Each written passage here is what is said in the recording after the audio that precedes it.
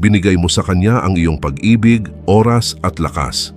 Pero nang matapos na siya, basta na lang siyang lumayo na parang wala namang halaga ang lahat.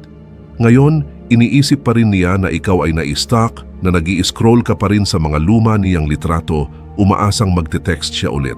Iniisip niya na sisirain mo ang no contact. Iniisip niya na kanya ka pa rin. Pero paano kung sabihin ko sa iyo na pwede mong baliktarin ang lahat? Paano kung ikaw ang maging taong hindi niya matigil-tigilan sa isip, ang ikaw ang stalk niya, habulin niya, at pangarapin niyang balikan pero hindi na pwede?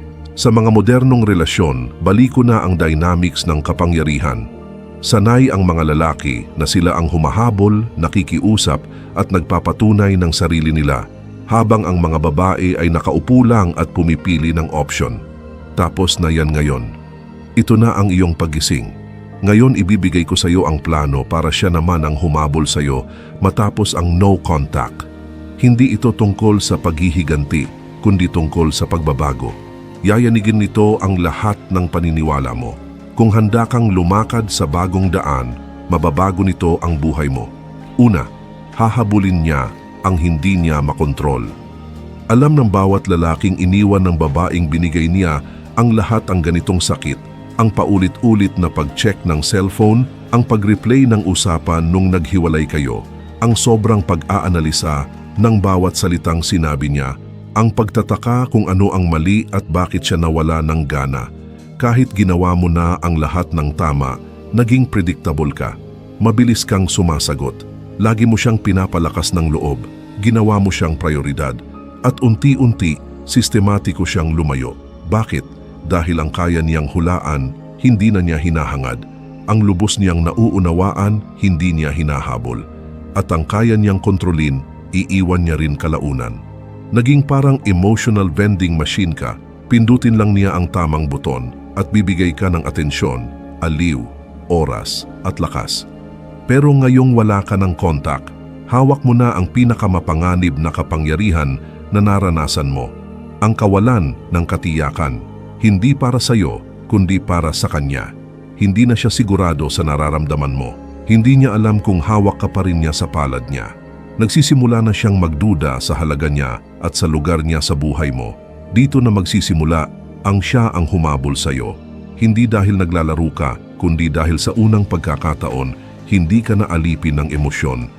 Binawi mo na ang atensyon mo at ang kakulangang iyon ang magpapabaliw sa kanya.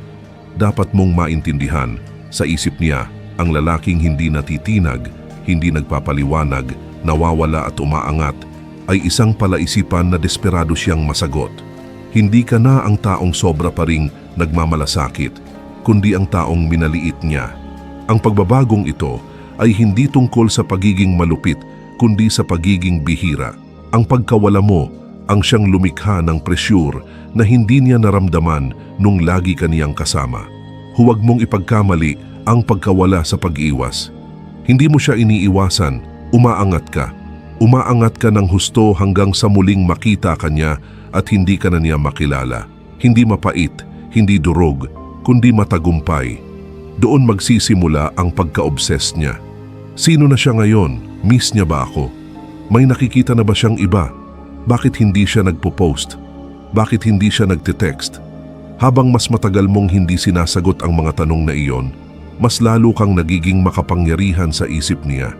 Hahabol siya hindi dahil sa manipulasyon, kundi dahil pinilit ng katahimikan na makita niya ang sarili niya. Natatakot siyang makalimutan ng lalaking minsang nagparamdam ng lahat sa kanya. Pero narito ang twist, hindi mo ito ginagawa para sa kanya. Ginagawa mo ito para sa sarili mo. Dahil sa tuwing binibigay mo ang boundaries mo para lang maging komportable siya, nawawala ka ng parte ng sarili mo. Dito mo na muling babawiin iyon. Naalala mo ba kung paano mo tuluyang isinantabi ang mga sarili mong prioridad para lang masiguro mong secure siya? Ilang beses mong kinansela ang plano para sa kanya, binago ang opinyon para iwasan ang away o ibinaba ang standards mo para manatili ang interes niya. Sa tuwing nagsabi ka ng oo kahit gusto mong hindi, tinuruan mo siyang isipin na negotiable ang damdamin mo. Ngayon na wala ka na, basag na ang ilusyon na iyon. Ang tanging paraan para maramdaman niyang mahalaga ka ay kapag tuluyan mo itong inalis, hindi sa petty na paraan, kundi sa permanenteng paraan. Bubuo ka ng buhay na sobrang makabuluhan na ang presensya niya ay distraction na lang, hindi gantimpala. Doon siya magsisimulang humabol, hindi sa dating ikaw, kundi sa lalaking hindi niya inasahan na magiging ikaw. Isang lalaking hindi niya na pwedeng manipulahin, takutin o kontrolin. Lalaking hindi na siya kailangan dahil binuo niya ang lahat ng wala siya. Simula ngayon, huwag mong ipaliwanag ang iyong paglayo. Hayaan mong ang tagumpay ang magsalita. Hayaan mong ang pagkawala mo ang magturo. Hayaan mong siya ang humabol sa lalaking akala niya'y lagi lang nandyan hanggang sa hindi na. Ikalawa, huwag mong kailanman maging plan B.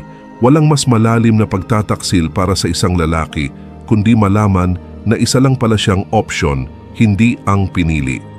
Ang babaeng minahal mo, sinuportahan, pinrioritize at pinanindigan nang iniwan ka niya, hindi siya umalis para mag-isa. Umalis siya para mag-explore, pumili ng option at humanap ng mas mabuti. Ikaw ang safety net, ang fallback, ang plan B. At dahilan kung bakit napunta ka sa ganyang papel ay dahil patuloy mong pinapatunayan na available ka kahit hindi na siya loyal. Kailangan mong hayaang bumaon sa isip mo ang katotohanan. Kapag pumayag kang ilagay ka ng babae sa emotional standby, kusa mong inilalagay ang sarili mo sa ilalim niya, sa isip niya. Kung kaya mong maghintay, hindi ka pwedeng maging karapat-dapat habulin. Walang babaeng tatakbo papunta sa lalaking nakatayo lang, nanonood, umaasa, naghihintay. Tatakbo lang siya kapag naramdaman niyang unti-unti ka nang nawawala, kapag naramdaman niyang hindi ka na niya hawak. Ang dahilan kung bakit maraming lalaki ang hindi nakakaalis dito ay dahil natatakot silang tuluyang lumayo. Nanatili silang kalahating nandyan. Chinecheck ang stories niya, naglalike ng posts, sumasagot sa mga breadcrumb na message, umaasang makikita rin ang halaga nila balang araw. Pero hindi iyon darating dahil nirerespeto lang ng babae ang lalaking mas nirerespeto ang sarili niya kaysa sa takot na mawala siya. Kung alam niyang pwede siyang lumayo at hawak ka pa rin, hindi niya kailanman rerespetuhin iyon.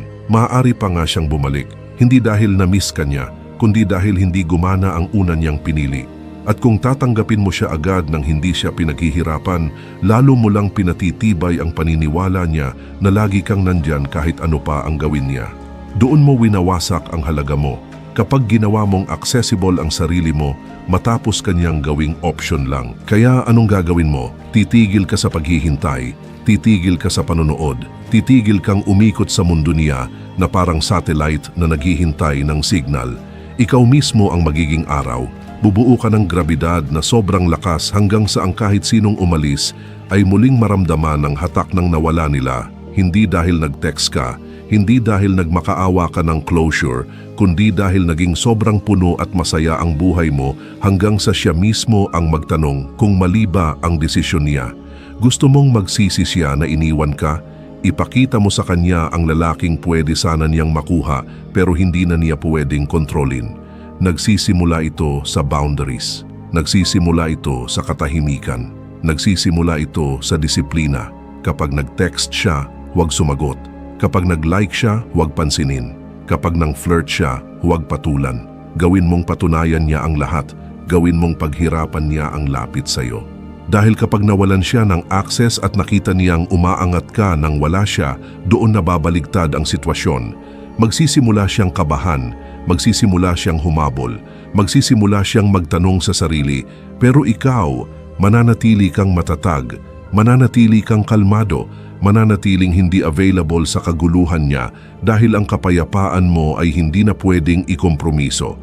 Naranasan mo na bang sobrang mapagod sa isang tao na kahit bumalik siya, wala ka nang maramdaman? Iyan ang nangyayari kapag tuluyan kang naka-move on. Iyan ang dapat mong layunin, hindi para makuha siya ulit, kundi para maging sobrang kumpleto, sobrang sagana, at sobrang makapangyarihan na ang pagbabalik niya ay hindi gantimpala, kundi istorbo. Simula ngayon, huwag mong hahayaang ituring ka ng babae na option lang. Ikaw ang premyo, ikaw ang rurok. Kung hindi niya iyon nakita sa simula, hindi niya iyon nararapat makita sa dulo. Hayaan mong siya ang humabol. Hayaan mong siya ang magtaka. Hayaan mong maramdaman niya Ang pagkawala ng lalaking minsang nagbigay ng lahat pero hinding-hindi na magbibigay ulit ng walang balik na halaga. Hindi ka waiting room, ikaw ang finish line. Siya ang dapat kumita ng lugar sa buhay mo o matutong mabuhay nang wala ka. Ikatlo, ang self-improvement ang sandata. Nakaupo ka sa kwarto mo, patay ang ilaw, nag-i-scroll sa mga litrato niya, nire-replay ang mga tawa, mga haplos at mga usapan ninyo. Naalala mo kung paano kanya tiningnan nung kanya ka pa at nagtataka ka kung gagawin niya pa ulit. Pero ito ang hindi sinabi ng kahit sino. Ang pagbabad sa nakaraan ay hindi siya ibabalik. At kahit bumalik man siya, ano ang babalikan niya? Ang parehong lalaking iniwan. Ang parehong gawi, parehong kahinaan. Kung gusto mong mapansin ka niya, magsisi siya at habulin ka. Hindi ka makikiusap, hihingi o magpapatunay ng kahit ano sa kanya. Gagawin mong hindi ka pwedeng ipagpalit.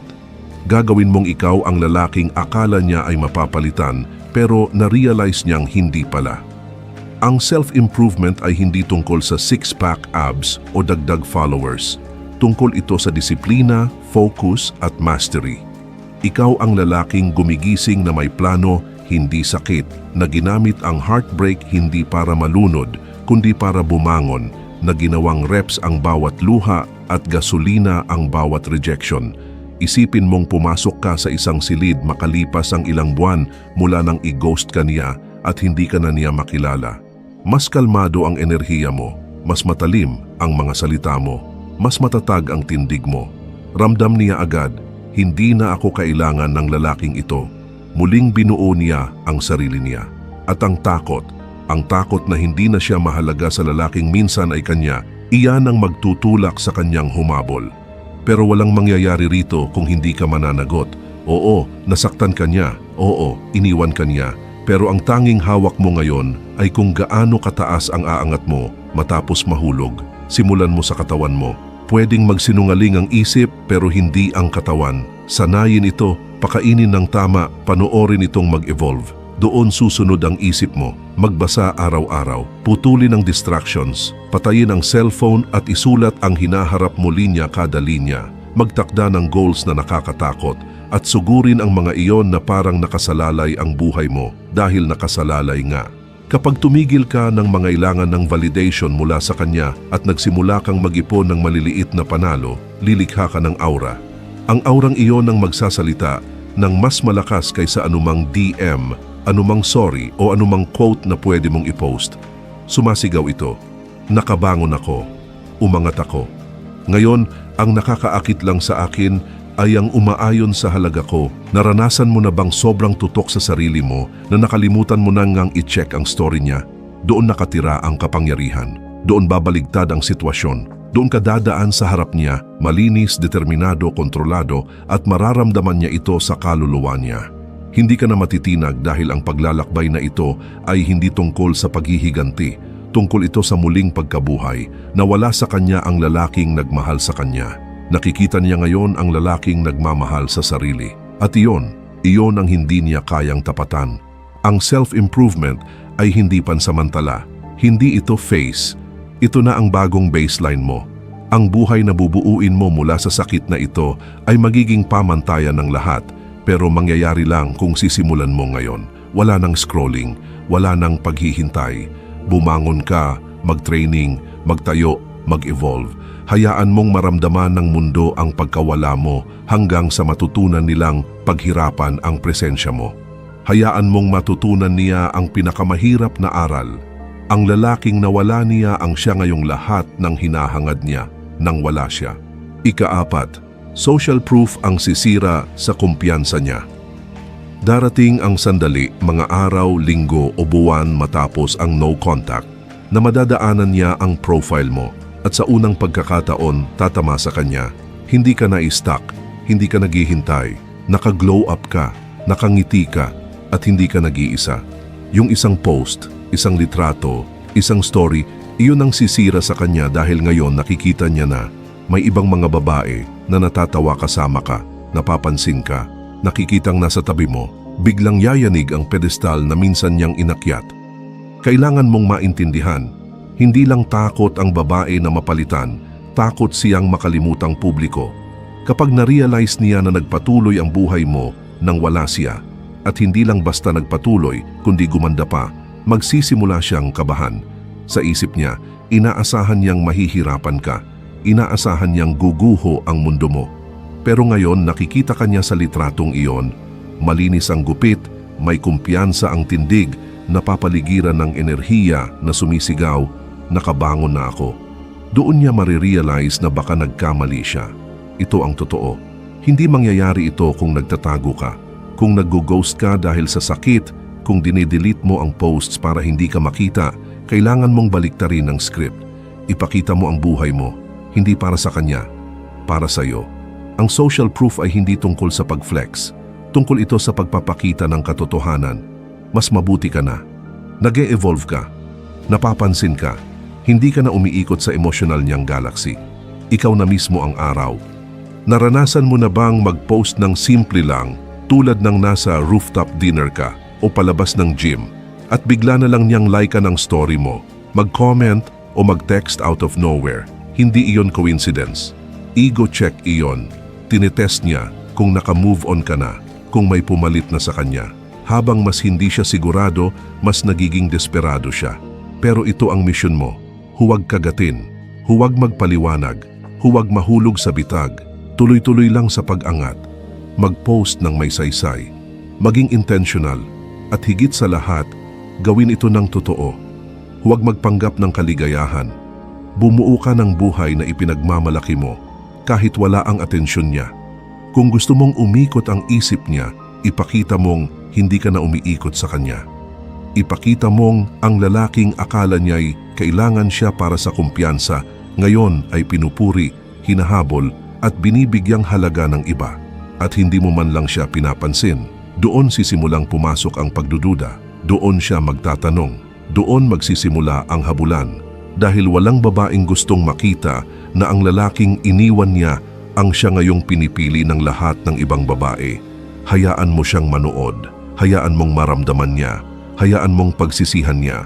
Pero ikaw, manatiling composed, manatiling umaangat. Hayaan mong ang buhay mo ang magsalaysay at babasahin niya iyon araw-araw kahit hindi mo siya sagutin. Ikalima, ang ambiguity ay magnetic. Kung kaya kaniyang hulaan, kontrolado ka niya. Kung alam niya ang iniisip mo, kung kailan ka magte-text, kung ano ang sasabihin mo, hindi ka na misteryo. Isa ka na lang routine. Isa ka na lang kabanata na akala niya'y nabasa na niya. Sa isip niya, kapag naniniwala siyang figured out ka na, naliligaw na ang atensyon niya. Hindi man niya sinasadya, primal ito. Ang katiyakan ay pumapatay sa curiosity. At ang curiosity ang nagpapapula ng desire. Dito natatalo ang karamihan sa mga lalaki dahil sobrang available, sobrang bukas, sobrang paliwanag. Iniisip mo na ang honesty ay ibig sabihin mo lahat. Iniisip mo na ang loyalty ay full transparency.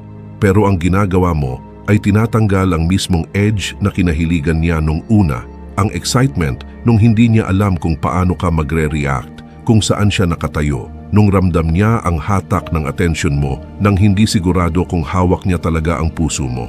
Iyon ang spark at pinatay mo iyon sa sobra mong pagbubukas. Lagi kang may update, mabilis kang sumasagot. Lahat ng galaw mo, pinaliwanag mo. Ngayon, wala na siyang challenge at kapag walang challenge, naboboring siya. Kaya paano mo ito aayusin? Sa pagbabalik ng unpredictability, hindi sa pamamagitan ng laro, kundi sa pamamagitan ng pamumuhay ng may saysay. Huwag mong gawing nakasentro ang schedule mo sa mga message niya. Huwag kang magbigay ng previews ng araw mo na parang nakasubscribe siya sa newsletter. Maging intentional sa presensya mo at maging madalang sa paliwanag. Hayaan mong magtaka siya kung bakit hindi ka sumagot. Hayaan mong siya ang mabahala sa katahimikan. Hayaan mong tanungin niya ang sarili kung iniisip mo pa ba siya o nagiging alaala na lang siya. Ang ambiguity ang lumilikha ng emotional tension. At kapag hindi minamanipula, ang tensyon ay nagiging magnetic. Muli kanyang maiisip dahil wala na siyang access sa isip mo. Isipin mo ang mga pelikula kung saan ang bida ay nawawala para mag-training, mag-grow at maghanda sa pagbabalik. Hindi siya nagbabroadcast ng bawat rep, bawat hakbang, bawat iniisip. Bumabalik lang siya kapag handa na siya, hindi dahil may humingi ng oras niya. Maging ganoong lalaki, ang lalaking sobrang focused, sobrang disiplinado, sobrang bihira para madaling maintindihan. Mas konti ang post, mas konti ang salita, mas maraming galaw.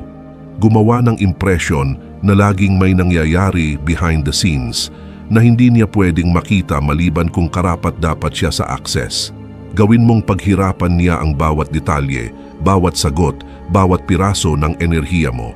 Kapag tinanong ka niya, anong pinagkakaabalahan mo? Huwag mong ikwento lahat. Sabihin mo lang, nagbo-build ako at tapos na. Hayaan mong imagination niya ang punan ang mga butas dahil ang imagination niya ay laging gagawa ng mas makapangyarihang bersyon ng iyo kaysa anumang paliwanag mo. Iyan ang trick. Hindi mo hinahabol ang isip niya. Ginagawa mong isip niya ang humabol sa'yo. Ang tanging paraan para magawa iyon ay tigilan mong maging open book at magsimulang maging unreadable classic. Yung uri ng lalaking kailangan niyang aralin, obserbahan, i-decode. At habang mas sinusubukan niya, mas lumalalim siya. Ang ambiguity ay hindi panlilin lang, ito ay lalim.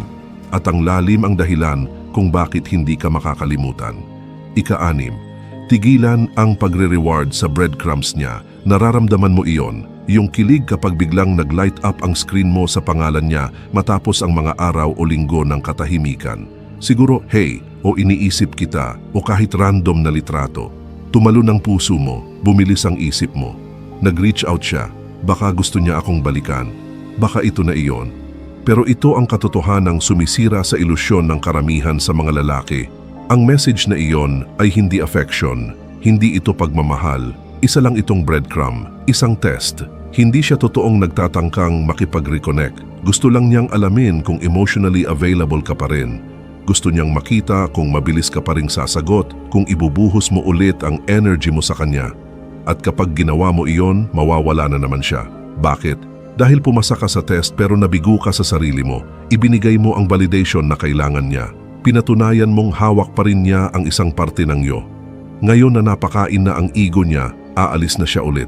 Ito ang cycle kung saan natrap ang napakaraming lalaki. Nakabitin, tumatanggap ng mumo, akala'y pagkain iyon. Umaasang baka lang, na-realize na niya ang halaga mo. Pero ang tanging na-realize lang niya ay kaya ka pa rin niyang tawagin kahit kailan niya gusto. Hindi mo masisira ang cycle na ito sa pagte-text ng mas kaunti o sa pagpapakipot. Sisirain mo ito sa pamamagitan ng tuluyang pagtangging makipag-engage sa anumang bagay na hindi nakakatulong sa paglago mo o hindi nagpapakita ng tunay na effort. Hindi ka sasagot sa mahihinang signal, hindi mo rin-reward ang mababaw na engagement. Hindi mo pinapansin ang kalahating pusong effort. Kung gusto ka niya ulit, kailangan niyang gumalaw ng seryoso. Tumawag, mag-sorry, magpakita ng effort, gumawa ng hakbang. Hanggat wala iyon, ang hey niya ay walang sagot. Ang story reaction niya ay walang view. Ang mga laro niya ay walang atensyon. Dahil ang oras mo ngayon ay sobrang mahalaga, ang enerhiya mo ay sobrang pino, at ang kapayapaan mo ay sobrang protektado. Hayaan mong siya ang magtaka kung bakit hindi ka sumagot. Hayaan mong maramdaman niya ang katahimikan na dati ginagamit niyang sandata laban sa'yo. Doon niya marirealize na nagbago ka na. Hindi ka na ang lalaking tumatalon para sa breadcrumbs. Ikaw na ang lalaking nagtayo ng buhay na isang feast at ngayon ay tumatanggap lang ng mga taong handang dumating na gutom at mapagpakumbaba. Isipin mo ito. Tanggapin mo ba ang job offer mula sa kumpanyang nag-ghost sa resume mo, binalewala ang tawag mo at lumapit lang ng tinanggihan ng top candidates nila? Hindi. Papasok ka, tatanggihan ito ng magalang at aalis na alam mong ang halaga mo ay hindi kailanman nakadepende sa atensyon nila. Kaya bakit mo tinatanggap ang ganoong trato mula sa taong nagbigay ng mas kaunti kaysa binigay mo? Simula ngayon, iguhit mo ang linya, itakda mo ang pamantayan, gawin mong paghirapan niya ang interes mo gaya ng dati mong pinaghirapan ng kanya. Wala ng kalahating pagmamahal, wala ng just checking in, nawala na niya ang access. Ngayon, patunayan niya kung karapat-dapat pa siya o panoorin niyang ang lalaking minsang sumasagot agad ay naging lalaking hindi na niya maabot kailanman. 7. Ang kanyang insekuridad, ang iyong kalamangan. Maaring umalis siya na mataas ang noo puno ng ngiti ang kanyang mga kwento at umaalingaw-ngaw ang kanyang telepono sa bagong atensyon. Pero sa kaibuturan, nagsisimula ang isang countdown sa sandaling lumakad siya palayo. Isang countdown kung kailan niya sisimulang questionin kung ang lalaking kanyang binitiwan ay talaga bang ganoong kadaling kalimutan tulad ng kanyang pinaniwalaan. Ang inaasahan niya ay mababasag ka, hahabol, malulugmok sa desperasyon. Ang inaasahan niya ay mananatiling nakapalibot sa kanyang ego ang iyong pagpapatunay ng kanyang halaga, naghihintay ng dahilan para bumalik siya. Pero sa sandaling putulin mo ang siklong iyon, sa sandaling makita niyang ang presensya niya sa iyong buhay ay hindi na pinagmumulan ng lakas, kundi isang saradong kabanata sa mas malaking aklat na sinusulat mo. Bumabagsak ang kanyang kumpiyansa at pumapasok ang insekuridad. Hindi ito maingay o lantad, kundi tahimik, mapanibugho at paulit-ulit na paano kung na dumarating kapag nag-iisa siya. Ito ang insekuridad na nagtutulak sa kanya na silipin ang profile mo ng 10 oras ng gabi para humanap ng senyales na may kapalit na siya. Na nagpapasulat sa kanya ng mensahe at mag-delete ng 5 beses dahil hindi na niya alam kung paano ka kakausapin. Na nagpapakumpara sa kanya ng bawat bagong lalaki sa bersyon mo na hindi niya inakalang mawawala. Pero mangyayari lamang ito kung magbabago ka. Hindi mo makukuha ang kalamangang ito sa pagpapanggap. Makakamit mo lang ito kapag tunay ka ng hindi na maabot.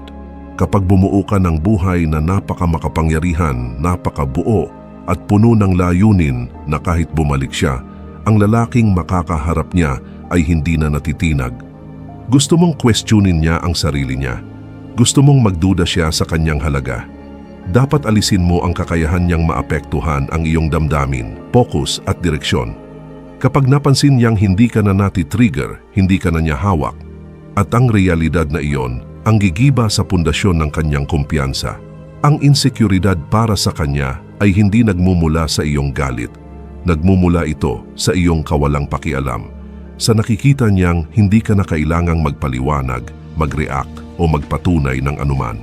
Kapag hindi ka na nagre-react, nagiging hindi ka na mahulaan. Kapag hindi ka mahulaan, nagiging makapangyarihan ka. Kapag makapangyarihan ka, nagiging kaakit-akit ka. Ngunit dito, nagkakamali ang mga lalaki. Sinusubukan nilang magpanggap. Nagpo-post ng pilit na kumpiyansa, nagpapakitang abala. Malakas magsalita pero tahimik ang pamumuhay. Kita niya agad ang pagkukunwari. Hindi iyon kapangyarihan, iyon ay palabas. Ang tunay na kalamangan ay nagmumula sa kapayapaan.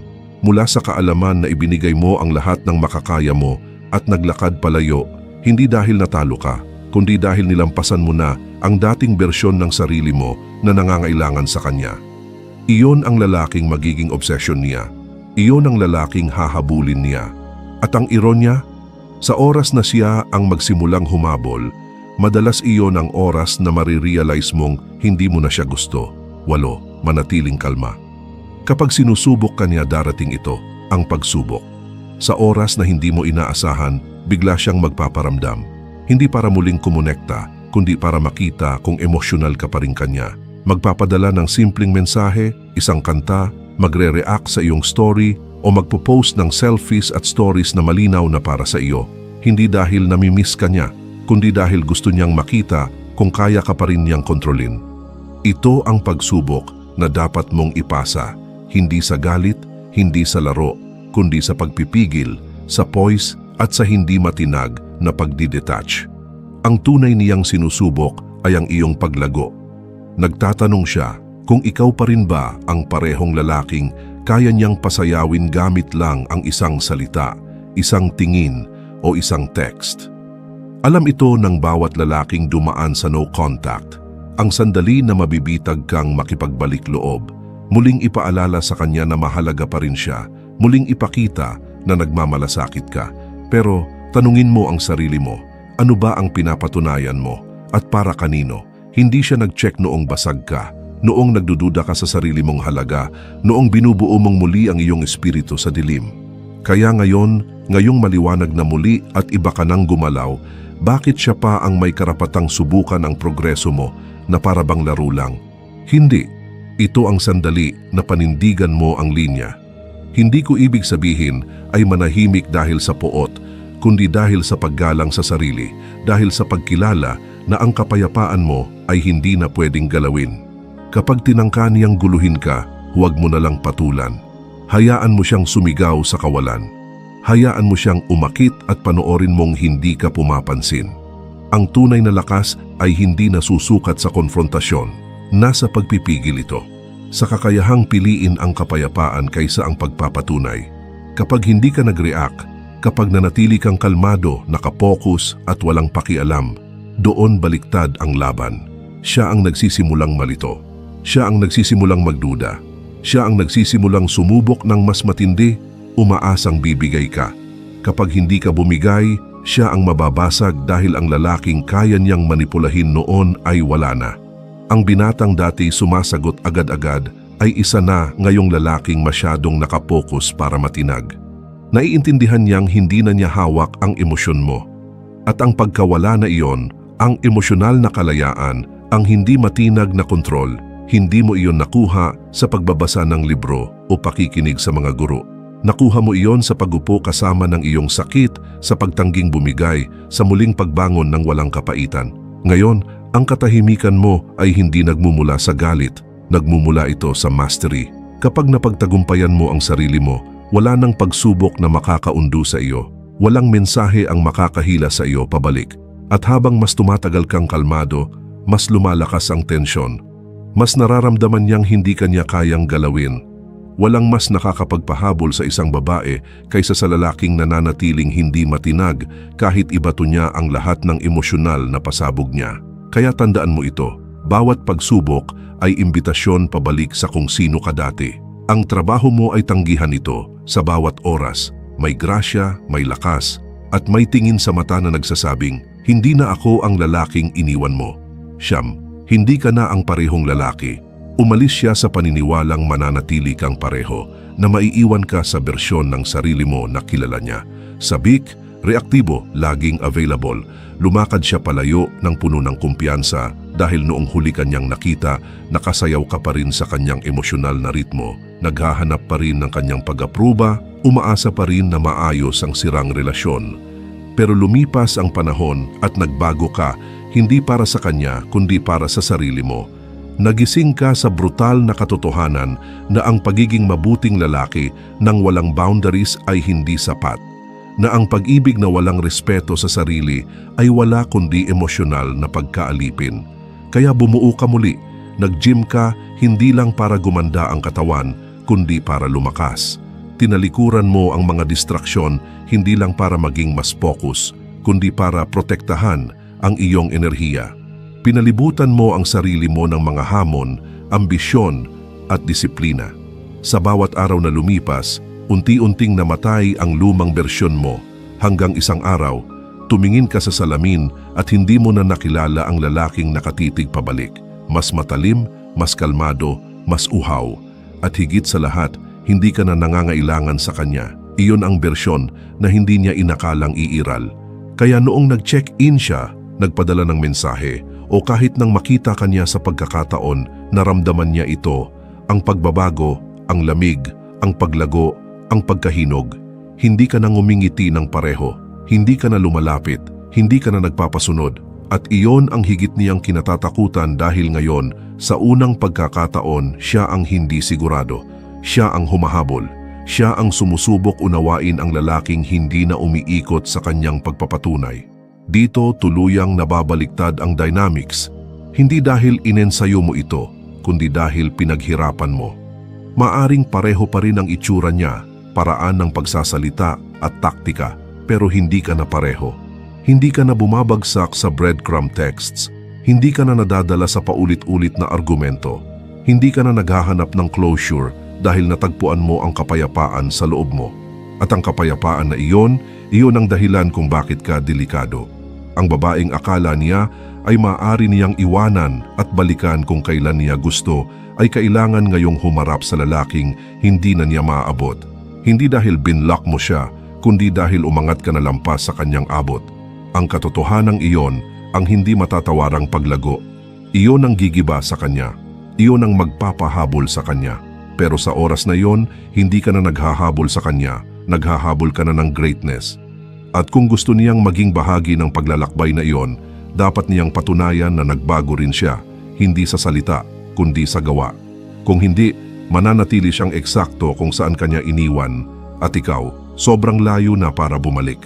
Kung umabot ka na rito, malamang alam mo na sa loob mo na hindi ka na pwedeng magpatuloy sa parehong ginagawa at asahan ng ibang resulta. Nagtiis ka na, nagbigay ka na ng maraming pagkakataon. Tinanggap mo na ang kawalang galang na tinakpan bilang kalayaan. Pero ngayon, oras mo na. Pumili ka. Patuloy bang hahabol sa mga babaeng tinitingnan ka bilang kapalit lang? O magiging lalaki ka na kinatatakutan nilang mawala? Kung handa ka ng putulin ang siklo, tigilan ang pagiging emosyonal na backup plan at magsimulang maging pamantayan. Intindihin ito, karamihan ng lalaki, huli na bago nila maintindihan. Patuloy silang magbibigay ng puso sa mga babaeng tinitingnan lang sila bilang opsyon at mawawala ang mga taong hindi na nila mababawi. Pero ikaw, iba ka, nandito ka at ito ang sandali mo para baguhin ang lahat.